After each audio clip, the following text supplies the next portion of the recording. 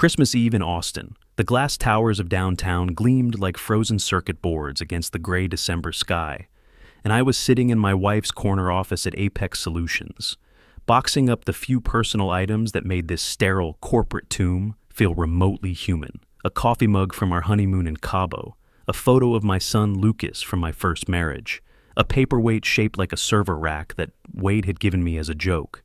"Your salary is suspended effective immediately, Zachary." Miranda's voice cut through the silence like a blade through Ethernet cable. She slid the HR memo across her glass desk with the same clinical precision she used for everything else in her perfectly orchestrated life. "No bonus, no promotion consideration until you formally apologize to Preston for your inappropriate behavior at the client meeting." Preston Manning lounged in the leather chair beside her, his Armani suit pressed to perfection, that smug smile playing at the corners of his mouth like he'd just won the lottery, which, in a way, he had. Head of business development at Apex Solutions, heir to old Austin political money, and apparently my wife's new favorite plaything. "Merry Christmas indeed," I muttered, wrapping the server rack paperweight in the tissue paper. "That's one way to unwrap betrayal." "What was that?" Miranda's ice blue eyes narrowed. Even after 4 years of marriage, she still had that predatory look that had first attracted me to her at that tech mixer during South by Southwest. Back then, I'd mistaken it for ambition. Now, I recognized it for what it really was: hunger. "Nothing, darling." I forced a smile. "Just thinking about how thoughtful you are. Really captures the Christmas spirit." The sarcasm wasn't lost on her, but Miranda had built her career on controlling her reactions. She smoothed down her platinum blonde hair and adjusted her designer blazer. "This is a professional decision, Zachary. Your outburst at the Capital Trust meeting was completely unacceptable. Preston was simply presenting his security proposal, and you. I questioned the logic of eliminating our penetration testing protocols right before the biggest cybersecurity contract in company history." I closed the box and stood up, all 6'2" of my former Marine frame unfolding like a challenge. "Forgive me for actually doing my job as senior security architect." Preston finally spoke, his political dynasty accent dripping with condescension. "Perhaps if you understood the bigger picture, old boy. This isn't the core anymore. We can't just brute force our way through complex business decisions." I'd served 2 tours in Afghanistan before Miranda convinced me to leave the Marines and join her father's company. Charles Ashworth had built Apex from a small Austin consulting firm into a regional cybersecurity powerhouse, and marrying his daughter had seemed like a natural progression. Now, standing in this glass cage 40 floors above the Texas Hill country, I wondered if I'd traded my soul for a corner office in a company Tesla. The irony wasn't lost on me. 4 years ago, I'd thought I was building something lasting with Miranda. Lucas was 6 then, still adjusting to having a stepmother after his biological mother moved to Houston for work. The custody arrangement had been brutal to negotiate, weekends and alternating holidays, but Miranda had seemed supportive. She'd even helped Lucas with his science fair project that first year, teaching him about network protocols while I handled the hardware components. Now that same woman was destroying my career over a legitimate security concern. Right, I picked up my box. "Well, I'll just head home then. Enjoy your Christmas strategy session." But I didn't go home to our $650K house in Cedar Park. Instead, I took the elevator down to the parking garage and sat in my BMW, staring at the concrete walls and thinking about the encrypted Slack logs I discovered 3 days ago. The ones where Preston and Miranda discussed removing Zachary from the equation and mocked my pathetic loyalty to a company that clearly sees him as expendable. The ones where they joked about framing me for compliance violations. I pulled out my phone and scrolled through the screenshots I'd taken. Preston's messages were particularly charming. "The military meathead doesn't have a clue. Miranda's got him wrapped around her finger. Once we get rid of him, I can implement the real restructuring plan." And my loving wife's response, "Zachary's usefulness has expired. Time for an upgrade."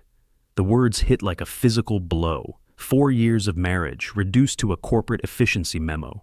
I sat there in the dim garage lighting, listening to the hum of ventilation fans and the distant rumble of I-35 traffic, and felt something shift inside me. Not anger exactly, something colder, more calculating. I opened my laptop and accessed the company's internal systems through the VPN. My security clearance was still active. They'd suspended my salary, but forgotten about my access privileges. Typical corporate incompetence. In my line of work, access management was everything. The fact that they'd overlooked this fundamental security protocol told me everything I needed to know about Preston's restructuring plan. The emergency consulting clause in my employment contract was still there, buried in subsection 12 of the mobility requirements, a relic from my Marine days that Charles had insisted on including in case of operational necessity or personal emergency. I could trigger an immediate transition to independent contractor status with full project compensation and a substantial hardship bonus. I started typing, crafting the legal language with the same precision I used for penetration testing reports. The beauty of cybersecurity work is that it teaches you to think like both the attacker and the defender. Right now, I was preparing to switch sides. 20 minutes later, I'd submitted a formal contractor conversion request, citing irreconcilable workplace harassment as the emergency justification. The system automatically approved it. Another piece of corporate automation nobody had bothered to review in years. The notification pinged my phone. Contract conversion approved, effective immediately. HR will contact you within 24 hours regarding compensation adjustments. But that was just the appetizer. I opened a new document and began compiling every piece of evidence I'd gathered over the past month. Screenshots of the Slack logs, copies of Preston's expense reports showing company funds used for personal entertainment, records of Miranda's manipulative emails to staff that bordered on workplace bullying, and the crown jewel, evidence of their plan to manipulate the Capital Trust contract bids by eliminating the security protocols that would flag their preferred vendors' obvious vulnerabilities.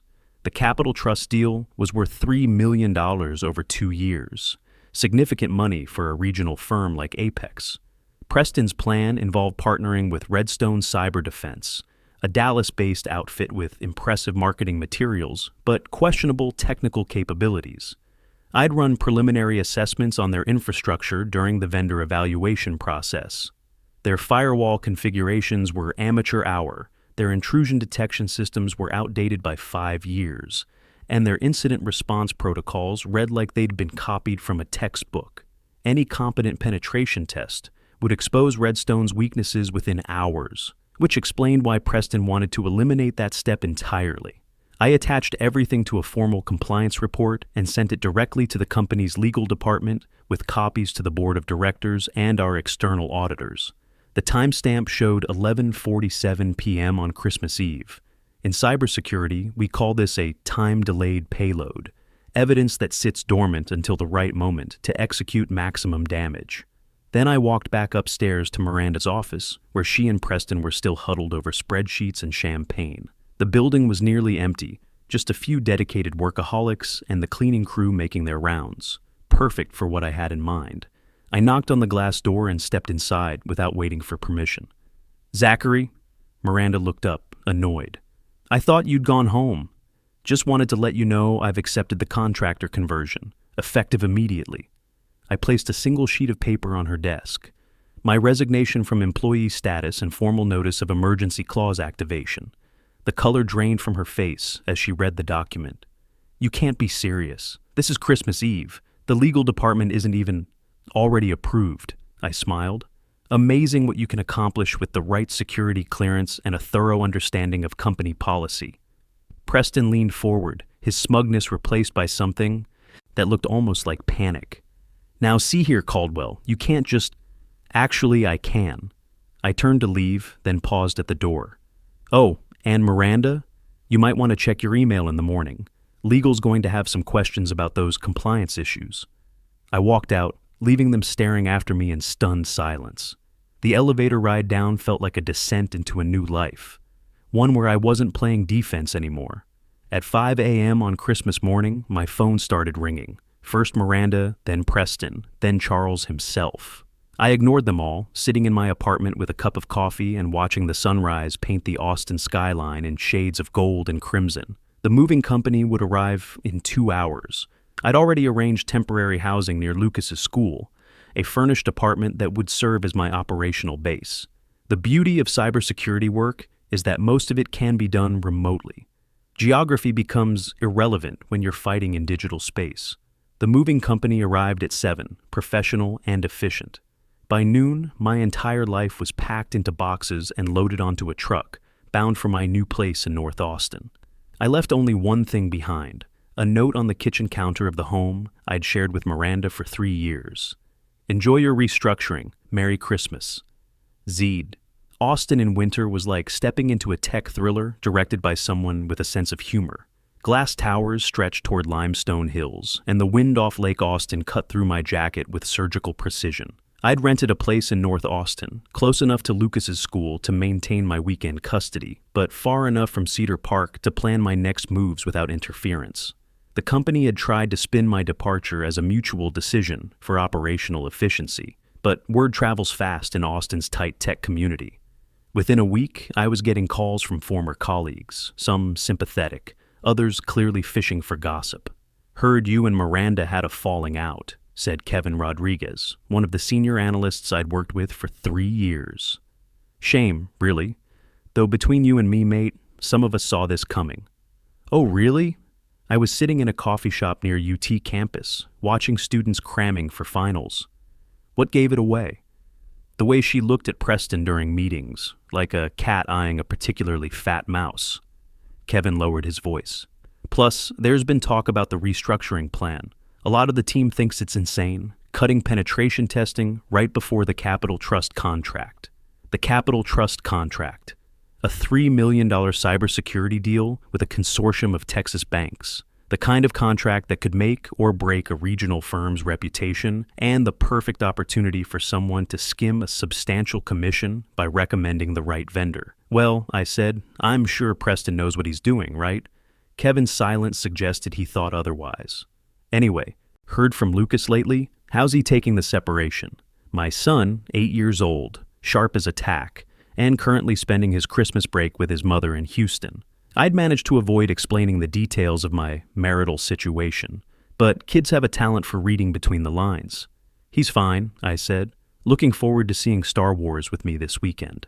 After Kevin rang off, I sat in the coffee shop and considered my options. I could start my independent practice, do my job, and let Miranda and Preston destroy themselves with their own incompetence. It would be the mature, professional thing to do. Or I could remind them why you should never corner a man with nothing left to lose, and a very specific set of skills acquired over 2 decades of military and corporate cybersecurity warfare. I chose option 2. The first step was intelligence gathering. I called Wade Phillips, my old Marine buddy, who'd transitioned from military police to private investigation work. If anyone could dig up dirt on Preston Manning, it was Wade. Zachary, you magnificent bastard. Wade's voice boomed through the phone. Heard you finally grew a spine and left that ice queen. About time. Need a favor, Wade. Background check on someone. Thorough and discreet. This about the wife's boyfriend? How did you... Please, I've been waiting for this call since your wedding. Send me his details. While Wade worked his magic, I focused on the corporate battlefield. I still had friends inside Apex, people who'd been overlooked for promotion or marginalized by Miranda's management style. It was time to activate that network. Diana Foster, the HR director, had always been professional but distant. I'd assumed she was part of Miranda's inner circle, but a carefully worded email about ongoing concerns regarding workplace dynamics got an interesting response. Mr. Caldwell, she wrote back, I'd be interested in discussing your observations about recent organizational changes. Perhaps we could arrange a confidential consultation. Interesting. Very interesting. The second phase of my plan kicked off the following week when Apex held its annual New Year's strategy meeting. I wasn't invited, obviously, but I had other ways of staying informed. In the cybersecurity world, information is the ultimate weapon, and I'd spent years learning how to gather it. Amanda Torres, one of the junior security analysts who'd survived Preston's cuts, called me afterward. Her voice carried the strain of someone working under increased pressure with reduced resources. Zachary, you're not going to believe what happened at the meeting. Try me. Preston presented his restructuring plan, right? And when Charles asked about security assessment for the Capital Trust contract, Preston said they'd handle it internally. No external audits, no independent verification, just his team's analysis. And Charles accepted that? He looked uncomfortable, but Miranda backed Preston completely. Said the external audits were an unnecessary expense. Amanda paused. But here's the weird part. After the meeting, I overheard Charles talking to his assistant. He asked her to pull all the files on the original security protocols, the ones you wrote. I smiled, staring out at Austin's downtown skyline through the coffee shop window. Did he now? Zachary, what's really going on? There are rumors about compliance investigations, and people are saying you filed some kind of report before you left. Just following proper procedures, Amanda, making sure all the paperwork was in order. That evening, Wade called with his preliminary findings on Preston. Your boy's got expensive tastes and a gambling problem, he said. Owes about $65K to some very unfriendly people in Dallas. Been using company credit cards for personal expenses. I've got receipts from high-end restaurants, designer clothing stores, even a weekend in Vegas that definitely wasn't business-related. And I've got photos of him using the company car for what I'll diplomatically call romantic meetings with various women who aren't your wife. How many women? 3 that I can confirm, including his personal assistant and someone from the marketing department. Real charmer, this one. I leaned back in my chair, processing the information. The gambling debt explained a lot. Desperate people make desperate decisions, and Preston was clearly feeling pressure from multiple directions. Anything else? Oh, this is the best part. Remember that team-building weekend in San Antonio last month? The one where Preston gave that presentation about corporate loyalty and professional ethics? Vaguely. He spent the entire weekend in his room with Miranda, separate from the group activities. The hotel staff remember them quite clearly. Room service orders for 2, champagne deliveries, the works. So, they'd been carrying on for at least 2 months, probably longer. While I was working 60-hour weeks trying to shore up the company's security infrastructure, my wife was conducting her own private merger with the head of business development. Wade, I need you to document everything, photos, receipts, witness statements, but keep it quiet for now. Planning something devious, are we? Just preparing for the annual performance review. The third phase began when Lucas called me crying.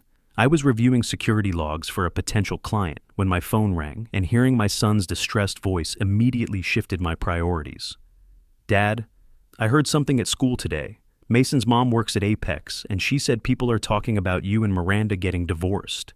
She said you had some kind of breakdown and got fired. My son's voice was small and hurt, and I felt something cold and sharp settle in my chest. This was exactly what I'd been afraid of. They were using Lucas as collateral damage in their corporate warfare. Lucas, listen to me. Your stepmother and I are having some difficulties, but I didn't have a breakdown and I wasn't fired. I became an independent contractor because I needed some space to think. But why is everyone saying you're unstable? Mason said his mom heard that you threatened people at work. I closed my eyes, imagining Miranda's carefully orchestrated whisper campaign. In cybersecurity, we have a term for this: reputation poisoning, systematically undermining someone's credibility through strategic information warfare. Sometimes, buddy, when people do things they're ashamed of, they try to make the other person look like the villain. It's easier than admitting they were wrong. Are you and Miranda really getting divorced? I don't know yet, but whatever happens, it won't change how much I love you. We're still on for Star Wars this weekend, right? Yeah. His voice brightened slightly. Can we get the popcorn with extra butter? Absolutely, and maybe some of those overpriced nachos too. After Lucas hung up, I sat in my apartment and stared at the walls. They'd crossed a line, involving my son in their corporate games, making him ashamed of his father to cover their own tracks. The protective instinct that had kept me alive through 2 combat deployments suddenly focused with laser precision on the threat to my family. That's when I stopped thinking about professional justice and started planning personal revenge. I opened my laptop and began typing an email to Diana Foster. Ms. Foster, I believe it's time we had that confidential consultation. I have some additional information that might interest you regarding recent organizational changes. Are you available for a secure conversation? Her response came back within an hour. Very available, and Mr. Caldwell, I think you'll find we have more in common than you might expect. Diana Foster met me at a small cafe in South Austin, far from any Apex offices or corporate surveillance. She was younger than I'd expected, maybe early 30s, with the kind of sharp intelligence that gets overlooked in corporate environments dominated by men like Preston and Charles. "Mr. Caldwell," she said, sliding into the booth across from me. "Thank you for reaching out. I've been hoping someone would." Someone would what? Challenge what's happening at Apex, the culture Miranda and Preston are creating. She stirred her coffee slowly, choosing her words carefully. "I've been HR director for 4 years. I've watched them systematically eliminate anyone who questions their decisions or threatens their authority. You were just the most recent casualty." Diana leaned forward, lowering her voice. "Do you know why I really requested this meeting?" I waited. "Because 3 other employees have filed informal complaints about workplace harassment in the past 6 months, all involving Preston, all mysteriously withdrawn or dismissed as misunderstandings. Let me guess, young women on his team. His assistant, Jennifer Walsh, a marketing coordinator, named Lisa Barnes, and most recently, a junior analyst in the security department." Diana's voice was steady, but I could see the anger in her eyes. "Preston has a pattern. He targets women who need their jobs, who can't afford to make waves. He makes their work lives miserable until they either submit to his advances or quit. And Miranda knows. Miranda enables it. She's so focused on protecting her position and advancing Preston's career that she's willing to sacrifice anyone who gets in the way." Diana pulled out her tablet and showed me a series of emails. "These are from her personal account to Preston. I obtained them through a legitimate HR investigation into workplace harassment claims." I read through the messages, my jaw tightening with each line. Miranda discussing which employees were problems that needed to be managed, strategies for discrediting anyone who challenged Preston's authority, and most damning of all, explicit discussions about framing me for compliance violations to justify my removal. "This is conspiracy," I said. "It's also actionable under Texas employment law. The question is, what do you want to do about it?" I looked at Diana across the small table, this woman who'd been fighting the same battle from inside the system while I'd been playing the loyal soldier. "What do you want to do about it?" She smiled, and for the first time since Christmas Eve, I felt like I had an ally. "I want to watch them burn." The plan we developed over the next 2 hours was elegant in its simplicity. Diana would continue her official HR investigation into workplace harassment, building an airtight legal case against Preston.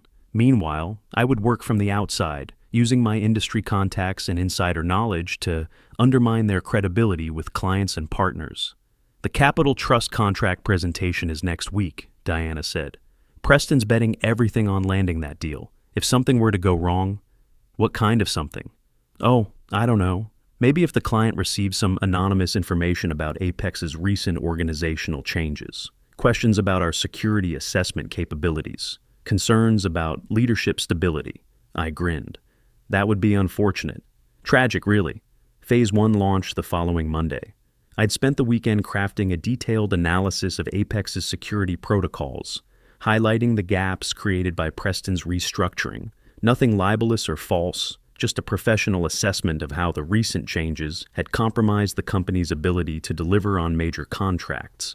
The technical analysis was damning, but factual. Preston's elimination of penetration testing protocols would leave Capital Trust's systems vulnerable to SQL injection attacks, cross-site scripting, and privilege escalation exploits. His preferred vendor, Redstone Cyber Defense, lacked the specialized tools for advanced persistent threat detection. Their incident response plan was a generic template that failed to address the specific regulatory requirements of Texas banking institutions. I sent copies to 3 people: the CTO at Capital Trust Financial, a journalist who covered the cybersecurity industry for the Austin Business Journal, and Charles Ashworth himself. The response was immediate. Charles called me within an hour. "Zachary, what the hell do you think you're doing?" "Protecting the company's reputation, Charles, just like you taught me." "By undermining the leadership team?" "By pointing out that the leadership team is undermining itself." I was walking through Zilker Park, joggers streaming past me in the January cold.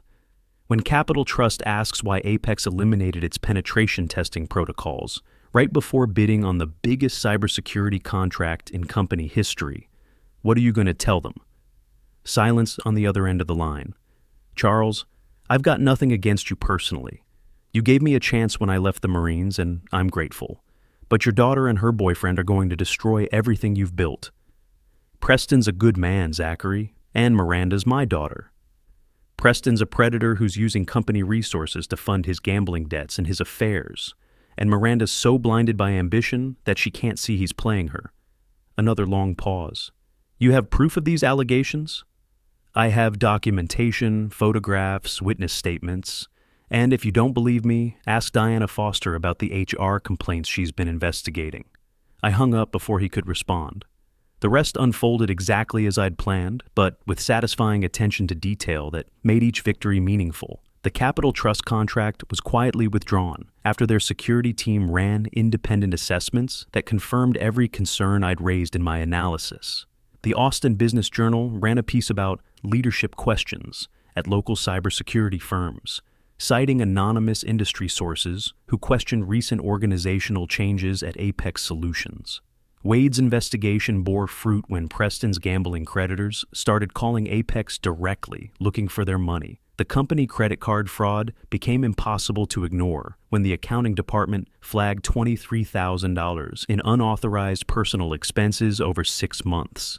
But the decisive blow came when Jennifer Walsh, Lisa Barnes, and the junior security analyst found the courage to file formal complaints with the Texas Workforce Commission. Diana's investigation had given them the documentation they needed, and my lawyer referral had connected them with someone who specialized in workplace harassment cases. Preston was arrested on a Tuesday morning in March, 8 months after that Christmas Eve confrontation. The charges included embezzlement, fraud, and sexual harassment. His family's political connections couldn't save him from a well-documented pattern of criminal behavior.